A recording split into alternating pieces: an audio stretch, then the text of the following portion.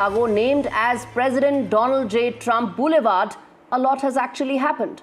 The Trump administration, firstly, is serious about getting Greenland, saying if not America, then Russia and China will get it. And for that, he's using his favorite threat, well, tariffs. All those countries that are opposing Greenland annexation will be slapped by yet another economic tariff by the US. Where will that level stop? No one knows. What the world sees as madness, well, Trump administration sees as method. Strategic, it offers vast deposits of untapped resources, shorter trade routes, and a complete domination of the Arctic. Of course, in true Trump fashion, which authority, which law, which countries, no one knows. All those are details that will come out only later. But what we do know is he's very serious. Listen in. And I may do that for Greenland too. I may put a tariff on countries if they don't go along with Greenland, because we need Greenland for national security. So I may do that. I'll give you a little, I'll take you out of that. In fact, that'll end up being the story. But actually, this is a much bigger story because we're reducing healthcare by numbers that you have. And I may do that for Greenland too. I may put a tariff on countries if they don't go along with Greenland, because we need Greenland for national security. So I may do that. I'll give you a little, I'll take you out of that. In fact, that'll end up being the story. But actually, this is a much bigger story because we're reducing healthcare by numbers that you haven't seen. Nobody convinced me. I convinced myself. You had yesterday scheduled over 800 hangings. They didn't hang anyone. They canceled the hangings. That had a big impact. Nobody convinced me. I convinced myself. You had yesterday scheduled over 800 hangings. They didn't hang anyone. They canceled the hangings. That had a big impact. Now, that was Donald Trump on the second story that we are telling you on the show, that is Iran. After days of saying that the US will exercise military options to end the brutal crackdown on protesters in Iran, the Trump regime says it is backing off for the moment. A military strike is not off the table completely, though. The protests have ended, but it's just that the executions have been stayed for now. Now, if you're a Trump loyalist, like his MAGA base, then you would argue that the president's messages for calm comes just ahead of his attacks.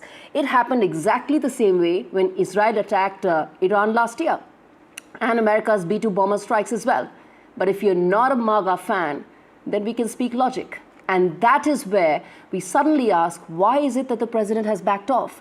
Why is it that he's not backing Reza Pahlavi, the son of last Shah of Iran, living in exile? Well, that's because there are no easy answers in Tehran, in Iran for America. Trump likes quick and easy wins, like the capture of Maduro. But in Iran, it will be a long, protracted battle, since the regime is in fact battle-hardened and completely indoctrinated to take on America. And that is where it is going to be difficult. Now, which brings me to the other part of what we are talking about, the madness in Trump land, which is the India impact. A young Trump loyalist has taken over as the next ambassador. The priority for him is to fix the communication gaps, get the trade pact going, and address the recent trust deficit aided by Trump's cozy, warm equation with Pakistani Army Chief Asim Munir. Now, Sergio Gaurie, on day one, declared that there is no partner more important than India. That's an important statement, but he needs to turn that vision into reality. And for that, Gaurie needs to deliver quick wins on trade pact and on Quad, and of course, dial down on the rhetoric. That's the only way that India and US will be able to navigate through what many say madness, but what Trump administration says method.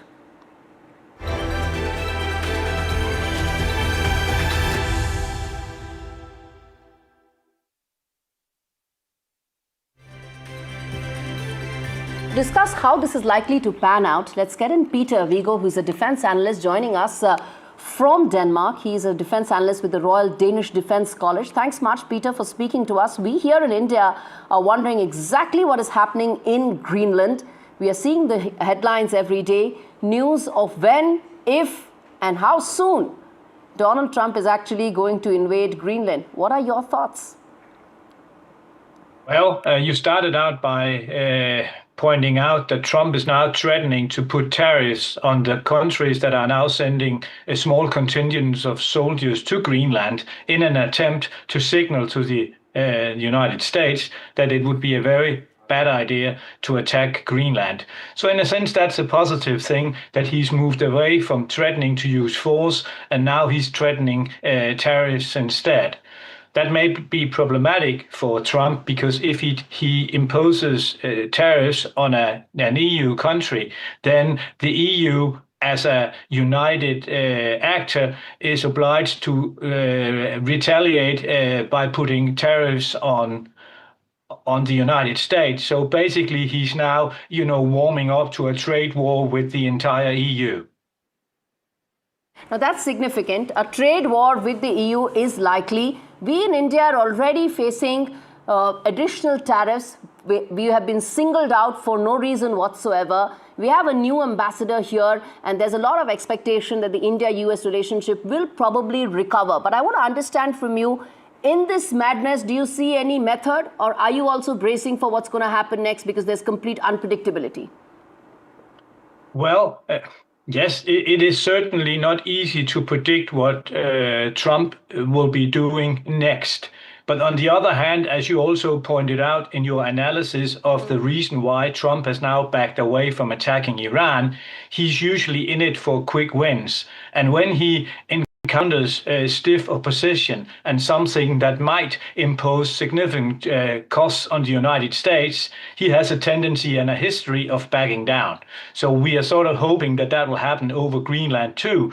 Because what we are now seeing is a more or less united European response to very interesting what you said. You Greenland. expect Donald Trump to back down when he's talking to his MAGA base and saying Greenland has to come anyway, either diplomatically or by force? He has backed down on a number of occasions already, and you see that with the Ukraine. He had again and again told the EU and also Ukraine to accept a Russian-imposed peace. Mm-hmm. And each time the Europe and Ukraine has come together and said no, and then they have offered a counter peace proposal, which Trump then immediately has accepted, even though he knows that that's completely unacceptable to Russia, and that's why his peace efforts in the Russian-Ukraine war is going nowhere. And so therefore it's not unthinkable so finally, that he might let me ask you this, Peter. You've raised a very important point that, there have been we ourselves, I just told our viewers as well on what happened in Iran. So there have been multiple U-turns. Who knows what Donald Trump will do going forward. But don't forget, he's only going to be celebrating his first year in office. He has 3 more years left. He has a lot of this unfinished agenda. And there is a sense that he has to work and continue to appeal to his core MAGA base. So he cannot back down till he achieves some of these objectives. No, but sometimes he just declares victory and moves on, even though everybody else can see that's not a victory. I mean, he is already... Yeah, exactly. I mean, if you look at his new national security strategy, he says he has stopped war in 8 places, and quite a few of these places war continues. He also says that he has ended the Iranian nuclear program, which is by all that we can tell, clearly not the case. So it may be possible to devise a compromise that he can call a win and then move on. Because the great thing about Greenland is that the United States already has military control over Greenland. There are no Russian ships. There are no Chinese ships. So he can easily, at some point declare victory and move on. That's, of course, what we are hoping for in Europe. Mm-hmm. So what will be his version of victory is what I'm going to ask you, Peter. But very quickly, what do you think will be Donald Trump's way to get out of this by declaring to his core constituency that he came out as a winner? America came out as a winner.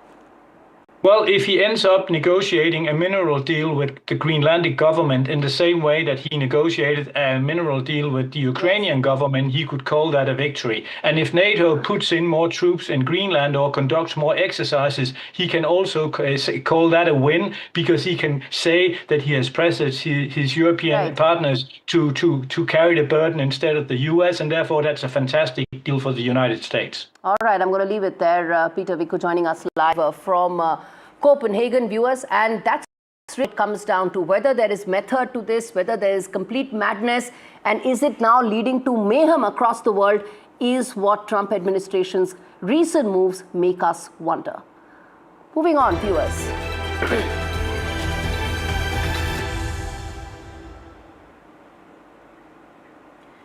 America is on edge. A US citizen was killed during an ICE raid that has triggered protests and demands for accountability.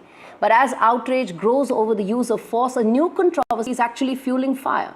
This time over words, a slogan that appeared at Homeland Security Secretary Kristi Noem's podium that is now drawing fierce backlash. The language that is being used, which is of collective punishment and authoritarian power, and reminding many of the phrases used during Nazi Germany. Take a look.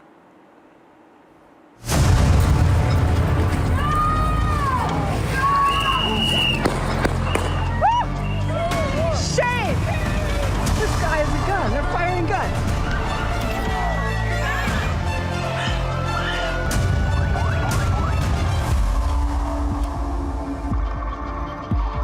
America is once again on edge. The fatal shooting of US citizen Rennie Good during an ICE raid has sparked protests across the country. Who keeps us safe? We keep us safe. Community looks like. This is what community looks like. With demonstrators demanding accountability, restraint, and answers. But as outrage grows over the use of force, a different controversy is now consuming Washington. One about language, symbolism, and power. At the center of it is US Homeland Security Secretary Kristi Noem, not just for immigration enforcement, but for what appeared on her own podium. Every single tool that we have to protect One of ours, all of yours. A phrase displayed during a Homeland Security briefing and now making national headlines. What might have passed as a slogan has instead ignited a firestorm. With critics warning, it echoes the logic of Nazi-era collective punishment. The idea that harm to one justifies retaliation against many. Historians and fact-checkers argue that there is no documented evidence that this exact phrase was an official Nazi slogan. But critics argue that the concern is about what it signals. The symbolism becomes harder to dismiss when placed in context. Adolf Hitler's regime infamously promoted its rule with the slogan, "One people, one realm, one leader." And just 3 days after Rennie Good's killing, the US Department of Labor shared a post, "One homeland, one people, one heritage," drawing fresh controversy. Instead of de-escalation, instead of accountability, the administration chose language that mirrors some of history's most dangerous political messaging. Homeland Security has brushed off the backlash, calling the Nazi comparisons exaggerated and politically motivated. Secretary Noem has offered no apology. The political fallout is escalating. More than 70 House Democrats have introduced impeachment motions against Kristi Noem, accusing her of abuse of power and promoting inflammatory rhetoric. is using every single tool This that we have controversy to cuts protect deeper than a slogan on a podium. When the state speaks in terms of collective blame than individual rights, history tells us what happens next. And right now, the signals coming from Washington is one many Americans find deeply unsettling.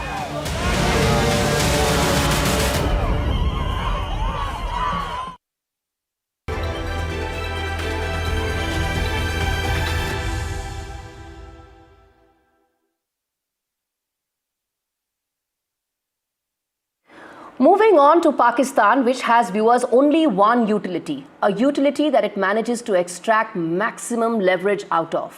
Pakistan is the only Muslim nation that has nuclear weapons. And after Saudi Arabia, it is now Turkey that is courting Islamabad. Now, Turkey is a NATO member. It has allowed it to develop the largest military setup, military-industrial complex in the entire Muslim world. And it knows how an operation like the NATO works. And given the historic closeness of Turkey and Pakistan, their partnership in Operation Sindoor, where Turkish drones were used by Pakistan, means that if two of them actually come together, along with Saudi Arabia, there will be long-term impact on India. And that may be significant. Now, the proposed Islamic NATO is an attempt to create some sort of a collective security bloc, just like NATO, where there's an Article 5 which says that attack on one is an attack on all. And something similar is what Turkey and Saudi Arabia and Pakistan are attempting to do. But let's ask this question. If there is an attack, in theory, if there is another Operation Sindoor, will Turkey and Saudi Arabia formally come to protect Pakistan? Will Saudi Arabia do so? Of course not. Because unlike Pakistan, Saudi Arabia is not a failed state and will not risk a large multicultural economic strategic ties with India. But what it does is, it provides Pakistan global legitimacy. An Islamic NATO, formal or informal, gives Pakistan what it has always sought: international backing, military cover, and escalation leverage against India. And all of this matters right now. Operation Sindoor, viewers, hasn't ended. This also needs to be seen in times of immense global volatility that is coming in from Washington. We here ourselves are talking about the madness, the mayhem that's coming in from the Trump administration. And that uncertainty is making nations in the Middle East seek options. As far as India is concerned, there is only one option: double down on your military preparedness. That's the single and the only option that India has in the wake of all such possibilities that Pakistan is exploring.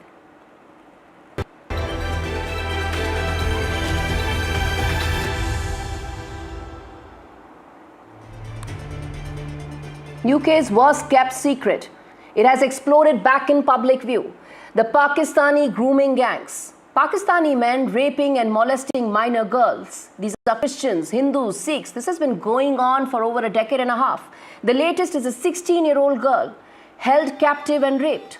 Police once again accused of inaction. Hundreds from the Sikh community finally poured on the streets, even as many are asking, why is the Starmer government not acting? Why is it sympathetic to these Pakistani men who are preying on minor non-Muslim girls? Why is this now the biggest political issue that is likely to lead to major social change in UK going forward? This report tells you. Police are turning a blind eye to this. The parents have gone to the police many, many times and nothing is being done. Doesn't come back. That's right. Right? Yes. Every time. No pedophiles.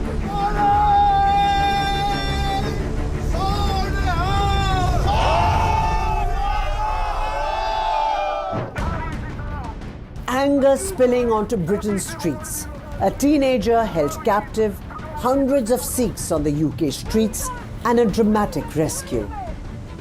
Putting the spotlight on an issue UK PM Keir Starmer hoped to cover up: the rampant menace of Pakistani grooming gangs. We're not here to cause a problem here, we just want a word with you. Open the door, mate. Over 200 members of the Sikh community took to the streets of West London to rescue a 16-year-old girl allegedly being held captive by a Pakistani grooming gang and raped by half a dozen men. Viral footage shows protesters chanting, "Jo bole so nihal, Sat Sri Akal."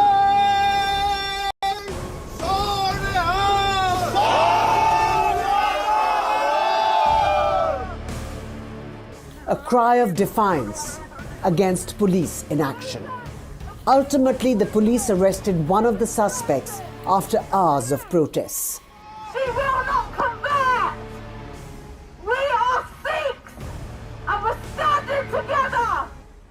For critics, the message is damning. When the state hesitates, communities are left to protect their own. The incident has renewed fury over UK's grooming gang scandal. Pakistani grooming gangs in the UK have been long associated with systematic child sexual abuse for decades, targeting young interfaith girls from vulnerable backgrounds to isolate them from their families. Victims were often ignored or silenced, while authorities looked the other way, fearful of a political fallout and accusations of racism. You want to know if you want this why that girl at the age of 14 was groomed? Though the government announced a national inquiry last year, progress has stalled. The row turned political last year, with billionaire Elon Musk and far-right Reform UK leader Nigel Farage calling out Starmer's inaction for being complicit in what they call the rape of Britain. The West London rescue is no longer just about one girl. It's an indictment of a system that failed to act, a government accused of prioritizing optics over victims, and a society now asking how many more warnings will be ignored. As public anger grows, one question looms large. How many more children must be failed before the UK finally confronts this crisis head on? I've just spoken to 4 or 5 neighbours in there.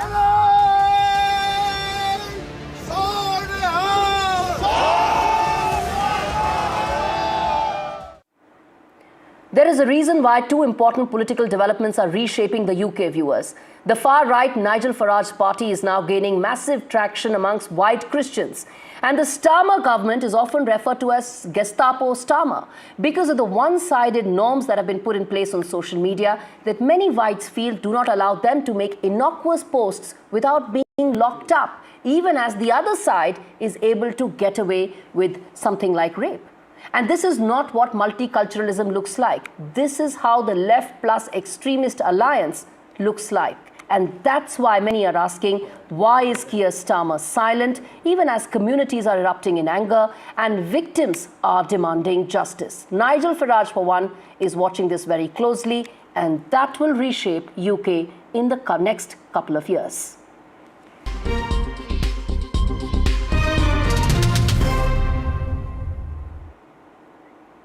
In Worldview this week, in 5 days, Bangladesh election campaign will kickstart amidst massive and unprecedented security. The implications come at a time, and the elections actually are happening at a time of continued attacks on minority Hindus who have been lynched, burnt alive, their women and children have been targeted.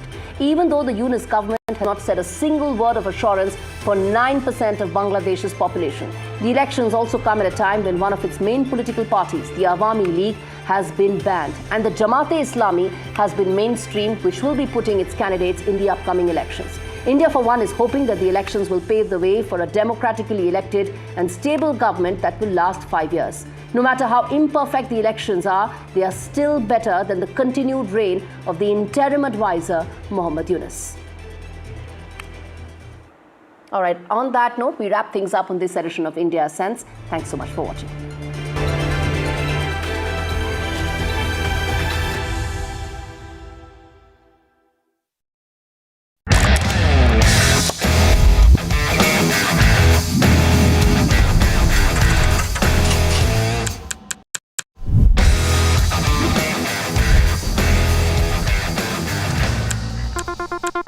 "21 days in Kashmir." People have bombarded me, friends, with requests for an unfiltered list of things I saw and observed on the ground. Very special ground report from the line of control. There were some children who've lost limbs in the shelling. They're now India's smallest but possibly the most powerful crime family. Cough syrup has killed at least 25 children. Gaikwad sahab, aise mat kijiye. Suddenly people are wondering about the weaponization of India-Pakistan cricket. We live and breathe elections. You will not believe your eyes or ears when I show you what I'm about to. And for a country that has fought so many wars in the mountains and at high altitude. We're standing on the Indian Navy's newest warship. The line of control, Shiv Arur, NDTV. Across the country. He has tracked the pulse of power from Washington to Korea. Witnessed history being made in global capitals and conflict zones. Brought clarity to complex issues of national security and international affairs. Aditya Raj Kaul, covering international affairs like no one else. Only on NDTV network. Straight from the heart of the newsroom to the core of the stories shaping your world. Join me, Gaurie, as I track all the developments as they break. Live from the NDTV newsroom, weekdays at 4 p.m. A very special moment for us as we announce NDTV Masterstroke, the NDTV Art Awards. NDTV presents the Masterstroke Art Awards. An odyssey of creative brilliance where the masterpiece meets its ultimate recognition. NDTV bringing this subject forward would have a great integrity of putting it forward where people could understand the importance of art. This award that is being started, I'm sure is going to be amazing. Art for India and for Indians is an expression of our Atmanirbharta. It's actually quite a formidable jury, so I think we'll reveal a lot more as we go along. This is an amazing platform, I think, today what you're doing. Honoring the masters who define our creative landscape. Coming soon on the NDTV network.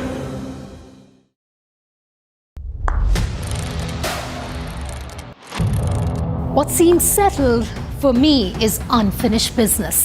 So I rewind. I pause, I reflect, I dig, until what's buried stands up to be counted. Breaking ground, not just headlines, the meaning behind them. This is Breaking Ground with me, Vedika Sood. I don't sugarcoat. I shoot straight and tell you stories the way they need to be told. Unfiltered, unafraid, unmissable. That's how I roll. Watch me, Priyanka Deo, on NDTV World. Namaste.